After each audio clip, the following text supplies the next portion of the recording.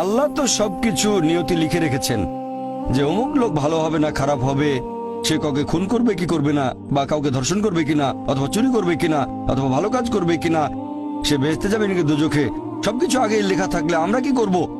এখানে কার দোষ? যদি কাউকে খুন করি, আল্লাহ আমার কদরে লিখেছেন, আমি খুন করবো আর করে ফেললাম, এই দোষটা কার? দোষ তো আল্লাহর। তাহলে আমাকে দোজখে পাঠানো হবে কেন? আর এটা খুবই লজিক্যাল প্রশ্ন। এই প্রশ্নের উত্তরে বলবো, আমাদেরকে এই কদর বা নিয়তির ধারণা আগে বুঝতে হবে যে আল্লাহ সুবহানাহু ওয়া তাআলা আগে থেকে লিখে রেখেছেন একটা মানুষ কখন জন্মাবে, তারপরে সে কোন দেশে জন্মাবে, কখন মারা যাবে, কোন দেশে মারা যাবে।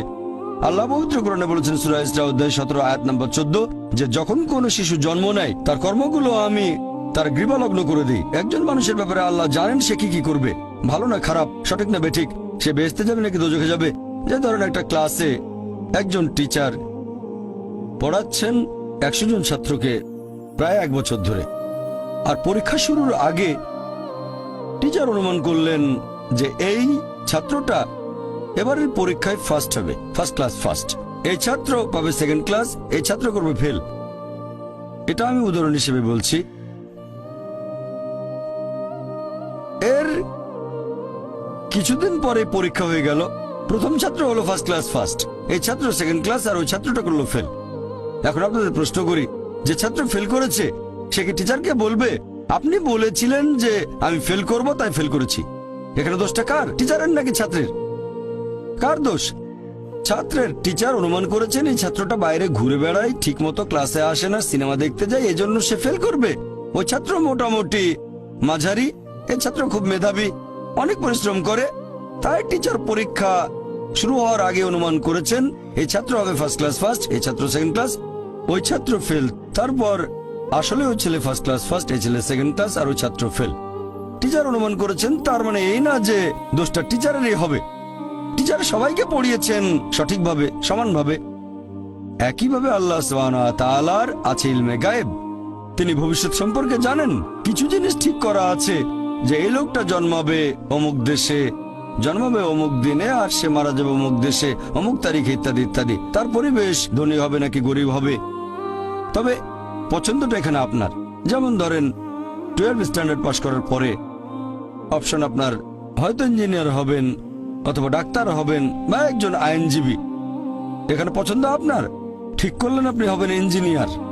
এখন আল্লাহ এটা আগে থেকেই জানেন যে 12 স্ট্যান্ডার্ড পাস করার পরে আপনি ইঞ্জিনিয়ার হওয়ার চেষ্টা করবেন, তাই আল্লাহ আগে লিখে রেখেছেন। ব্যাপারটা এমন না যে আল্লাহ লিখে রেখেছেন বলে আপনি বেছে নিচ্ছেন।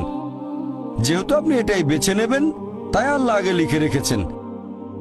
এখানে পছন্দ আপনার, তবে আল্লাহ আপনার পছন্দ জানেন। যেমন ধরেন একটা রাস্তার মোড়ে আসলেন, সামনে 5টা রাস্তা, রোড নাম্বার 1, 2, 3, 4, 5। এখানে পছন্দ আপনার, বেছে নিতে পারেন রোড নাম্বার 1, 2, 3, 4, 5। আপনি গেলেন রোড 2-এ, এটা আগে থেকেই লেখা আছে আপনার নিয়তিতে যে আপনি যাবেন 2 নম্বর রোডে। ব্যাপারটা এমন না যে আল্লাহ লিখেছেন বলে আপনি করছেন, যেহেতু আপনি এটাই বেছে নেবেন তাই আল্লাহ আগে লিখে রেখেছেন। তাহলে পছন্দ আপনার। আপনি চাইলে টাকা উপার্জন করতে পারেন ভালো কাজের মাধ্যমে, হালাল উপায়ে, অথবা পারেন চুরি করে হারাম উপায়ে। পছন্দ আপনার। ধরেন চুরি করলেন, এটা আপনার সিদ্ধান্ত, তবে আল্লাহ আগে থেকে জানেন যে এই লোকটা সহজে টাকা পেতে চায় তাই চুরি করবে, তাই আল্লাহ আগে লিখে রেখেছেন যে এই লোকটা 25 বছর বয়সে চুরি করবে। এখানে দোষটা কার? দোষ আসলে আপনার, তবে আল্লাহর আছে ইলমে গায়েব, তাই তিনি আগেই লিখে রেখেছেন।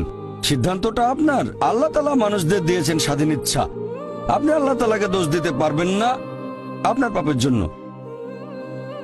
যদি আপনি দোজখে যান, যাবেন আপনার পাপ কাজগুলোর জন্য, আর যদি বেহেশতে যান সেটার কারণ হবে আল্লাহ সুবহানাহু ওয়া তাআলার অসীম করুণা।